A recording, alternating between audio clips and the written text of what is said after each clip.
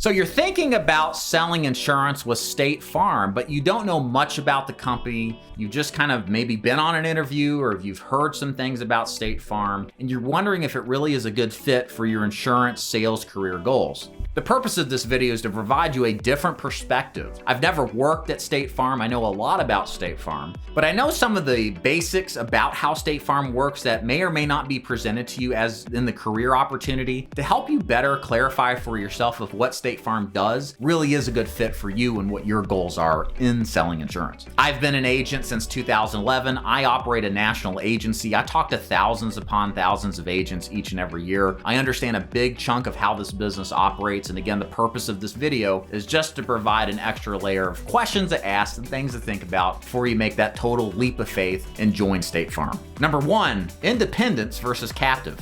So if you're brand new, you probably don't know the difference between being an independent agent and being a captive agent. So let's talk about the differences between both. An independent agent is an agent that represents multiple companies and sells multiple products. The benefit to being independent is that you have access to different products. And so you can shop around and find the best combination of coverage and price for your clients. You're not in a position where you're pushing a product that may not be the best for the client. And that's what a captive agent is. A captive agent typically represents one product, sells one line, and just represents that one carrier. Not that that's necessarily bad, but you don't have options. You're just stuck with one carrier, and one carrier never is going to be the best option for your client in all instances. So why should you care? Well, State Farm, when you join the company, you only represent State Farm. You're only going to sell State Farm property and casualty products, homeowners insurance, car insurance, and life insurance. So you're going to be in a position where you have to really believe and represent the State Farm products through and through. That means sometimes you might be priced out from what you can get with State Farm. Sometimes that means that the life insurance policies you try to apply on your client may not actually get approved or they would elsewhere. So you really have to be comfortable just being a representative solely of State Farm if you're going to join State Farm, as opposed to being a broker, an independent agent,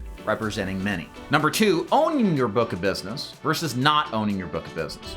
So it's likely you're going to get a job at State Farm, and one thing to understand is that you don't own your book of business. You see, when you have a job at State Farm and you're selling insurance, you don't actually own the residual income that you would otherwise get if you were an independent agent working through an independent business model. Understand, if you're getting into the insurance business because you want to own a business, then working at State Farm, you're going to own a job. It's just going to be like any other job. Not that it's not good. It's just that you have to understand, if you're looking for more residual passive income, you want to have your clients be your clients. That is not going to be the case with State Farm. State Farm is the owner of your clients. They own the residual stream of income, and if you leave that job, you don't have anything to show from it. Whereas if you ran a business and you wrote business, you would own that book of business in many cases and continue to get paid on that business as long as you keep it on the books. Number three, multi-line sales versus niche sales. So State Farm, when you come in as an agent, you're going to represent multiple products. You're going to sell car insurance, homeowners insurance, renters insurance, and life insurance. In other words, there's going to be a lot to know about a lot of different lines of products. This is what we call the multi-line approach to the insurance sales business. It's a little bit more complicated because in the sales process, you have to understand what moves a client to do business. You got to be able to fact find and understand what their situations are. And with each line that you sell, there's different underwriting components like credit history, background searches, health information, prescription usage, etc. And knowing all this information tends to become much and very more complicated than what we would call niching down. Being a niche expert means instead of having multiple lines of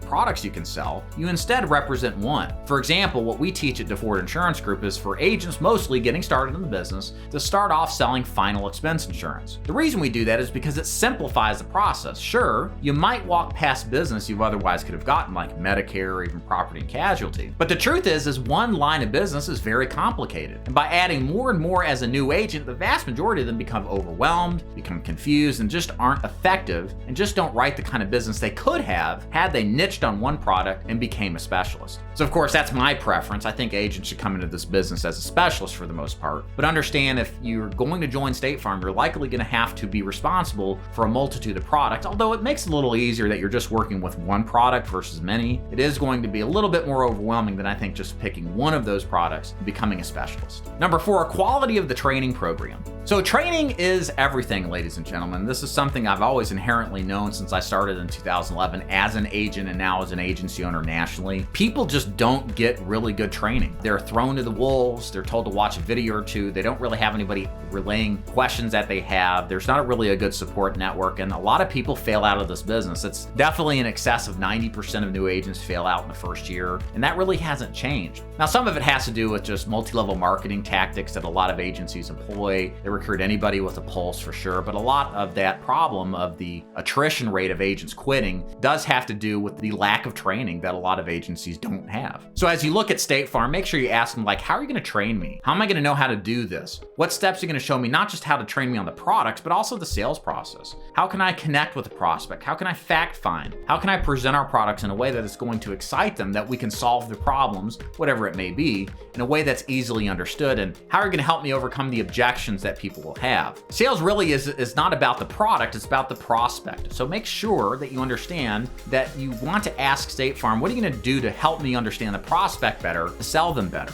And of course, the product knowledge is important too. But you want to make sure you're getting both of those in a way that is good for you so that you can give yourself the best opportunity for success. Because if you don't get training, you're up the creek without a paddle, as they say, and likely going to be another statistic of an agent failing out of the business. I hope you enjoyed this breakdown of State Farm and what you can expect and how the business is run. Again, the purpose of this video is not to be defamatory or anything like that at all. It's just to give you added perspective in your decision whether it's joining State Farm really is a good deal for you or not. My advice to you is this, kind of concluding this video: do your due diligence. State Farm is not the only agency recruiting. There's lots of agencies in your area and virtually that would love to have a quality agent. Part of the thing that few agents do is slow down, think about what they're doing, what they want to accomplish, and then find an agency that matches what they want out of the business. And if agents did that more, if you do this more, you likely will decrease that failure rate by a huge amount versus just jumping right in because it's State Farm or some other company or something sounds good and finding out after the fact, when sometimes it's too late, that just was the wrong decision. I hope you enjoyed this video. If you are thinking about an insurance sales career, click the subscribe button, hit the like button